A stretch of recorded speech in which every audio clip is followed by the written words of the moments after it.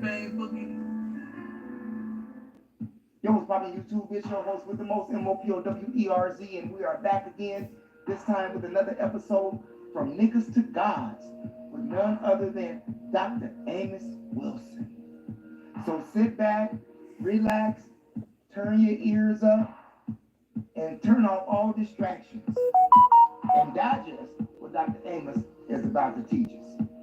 Enjoy yourself. So you can see why the seed of self-hatred is planted in the mind of the black man. All right. We spend a lot of time about what it does to us, but we got to look at it because I've told you before, every maladaptive characteristic in the black psyche is there for white folk. And it's not purely there because they hate you, or they misunderstand you, or they don't know who you are, what you're, it has nothing to do with all of that. I tell people when you analyze the so-called aberrations in the black personality, you must always ask the question, what are their social functions and roles? Who benefits from this aberration in the black man's mind? What is the social and political and economic benefits, and for whom? Who gains from this particular orientation in our minds? And then you begin to see why it's there and what its function is. And so every complaint we have about ourselves has a political, economic, and social intent beneficial to white folk and detrimental to ourselves. And that means then, somewhere along the way, we became possessed by these orientations, and they were implanted in our personalities. We have come to identify with them as our natural selves, as our natural orientation. We have assumed that they represent who we are. And we have now then found many ingenious ways to defend the demons that possess us.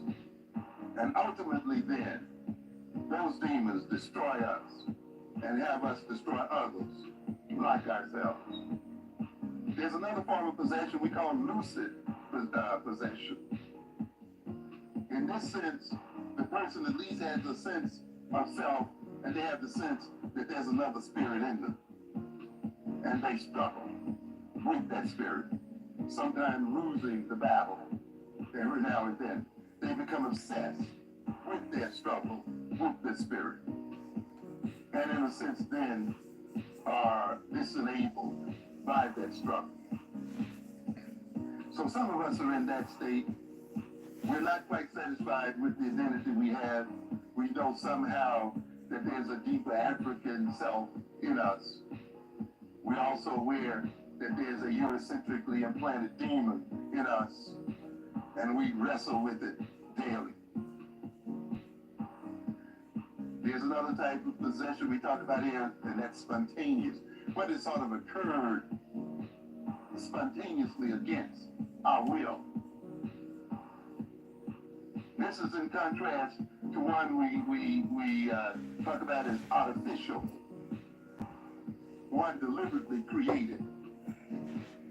What do we mean by that? When we go into a particular social setting, such as a church or such as a rock concert or the like, and we go through a set of rituals and behaviors, we go there and go through these behaviors and rituals and songs and dance as a means of deliberately being possessed by what? The Spirit. And having our bodies taken over and being possessed. And then we say, we feel what? The Spirit. We feel the Spirit living within us. And so consequently, much of our life is about provoking, through artificial means, spirits which take over us and assume control of our behavior. Latent possession means when we're possessed and we don't even know that we are possessed.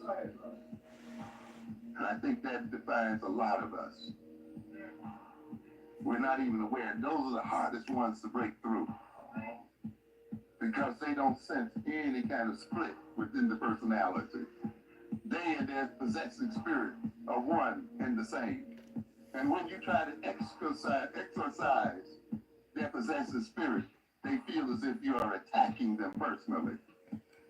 And in defending their person, they defend the spirit that possesses them.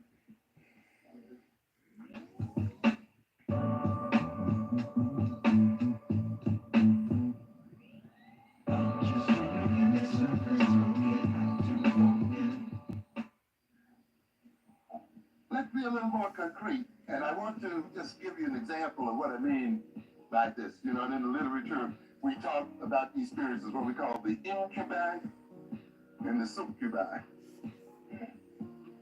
The spirit that lies in the body or lies on the body, the incubus, and the one that lies under the spirit, the succubus. When we talk about this spirit, though, that possesses us, when we talk about this spirit that the European have planted in us in terms of the language, in terms of the food, in terms of the religion, in terms of the values, in terms of the social relations, in terms of the name, we are talking about a spirit that's just not a spookish entity in ourselves. It actually incarnates in us. What do we talk when we talk about incarnating? We are dealing with the Latin root carnes, which has to do with what? Meat, flesh. In other words, the spirit comes to dwell in our very flesh and comes to sculpt our very bodies. And therefore, the spirit is a physical thing as much as it is a psychological thing. The bodies that we have tonight, ladies and gentlemen, are bodies that have been created by the European experience and are not our natural bodies as African people. Just as the surface of our bodies reflect the influence of another people, the very internal nature and the physiology of our bodies reflect those people as well. That's why when you get rid of them, you're going to have a healing experience.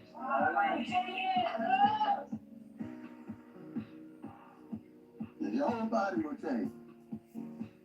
I've read some of this before. Let me read it again, I think, in this context. This is most dramatic, and the things I'm talking about are most dramatic when we study the so-called multiple personality. And let me read you a description here that was printed in the Times. And those who might be familiar with it, indulge me here, because I think it points out something. It begins, when Timmy drinks orange juice, he has no problem. But Timmy's just one of close to a dozen personalities who alternate control over a patient with multiple personality disorder. And if those other personalities drink orange juice, the result is a case of Hyde. What are we saying here? We got one body, but depending on what consciousness possesses that body will react to the drinking of orange juice with or without Hyde. It will break out in blisters. So if it drinks orange juice when one of the other personalities is possessing it, welts and hives will break out right there. If Timmy comes back, if the new consciousness comes back and takes over that body, the hives will disappear almost on the moment. In other words, then, there's a different body for a different consciousness.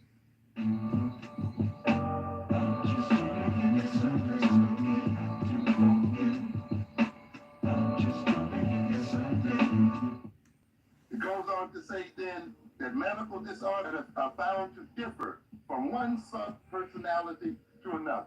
In other words, even though these so-called personalities possess the same so-called body, each personality has a different order of illnesses associated with it. each personality is vulnerable to a particular type of ailment, one way or the other. So what are we talking about? We're saying that each consciousness, which is represented by each personality, creates its own body, creates its own physiology, and thereby creates its own vulnerability to various ailments and so forth. You see, you get people in medical school who try to teach you that disease only occurs as a result of some kind of viral syndrome or some kind of entry into the body of some bacteria or other thing, and certainly that is a part of it. And certainly there's reality there. But the body must interact with the viruses and must interact with the disease entity. And this is what we talk about when we talk about the immune system. That health is not necessarily the absence of the disease, but the capacity of the body to resist the disease, to stand up against the disease. And so consequently then, when these bodies are taken over by different personalities, these personalities apparently change the nature of the immune system of those bodies, making them vulnerable to diseases when one personality is present and not so when another is present. Which means, ladies and gentlemen, then, that the nature of the consciousness which possesses us as persons will to a degree determine the illnesses to which we are vulnerable as a person and as people. And a lot of the illnesses, physical and other diseases that we suffer then, are mediated by the nature of the consciousness that we permitted to possess us as a people. So to a great extent, the defeat of disease, the maintaining of health, must not only be pursued in terms of discovering new drugs and these kinds of things, but must involve self-discovery and self-knowledge. It goes on to state that in people with multiple personalities, there is a strong psychological separation between each sub-personality. Each will have his own name and age. Does that strike the bell? What did we say earlier? To what names do we respond? Are they the same names to which we responded prior to slavery? So in other words, as we got the new slave personality, we got what? New names. Yes. And we were changed. To a good extent, our names were given us to designate our new consciousness and our new situation. Each will have his own name and age, and often some specific memories and abilities. In other words, each personality has its own history, has its own biography, has its own memory. And you look at Negroes when they have a certain consciousness and look at the history they remember.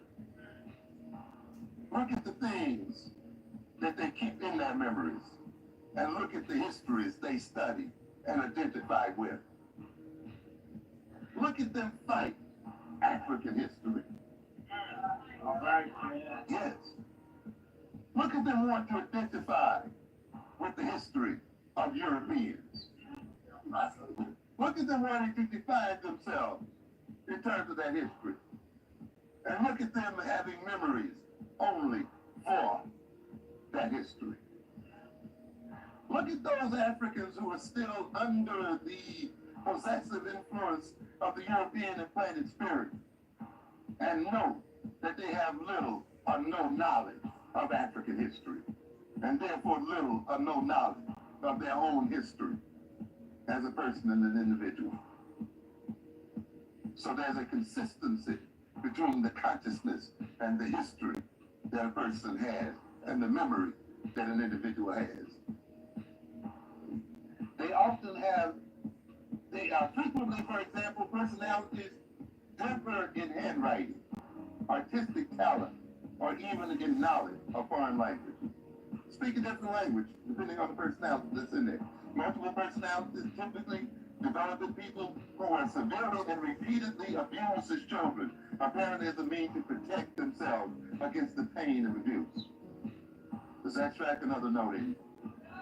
Often only one or two of the subpersonalities will be conscious of the abuse, while the others will have no memory or experience of the pain. To a great extent, the personality of the African American today has been shaped by our desires to escape the memory of the slave experience, to deny its existence.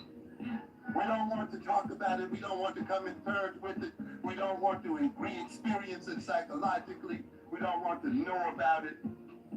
And therefore our lives becomes defined by eternal escape and avoidance of reality and of history and of a knowledge of who we are and how we came to be who and what we are.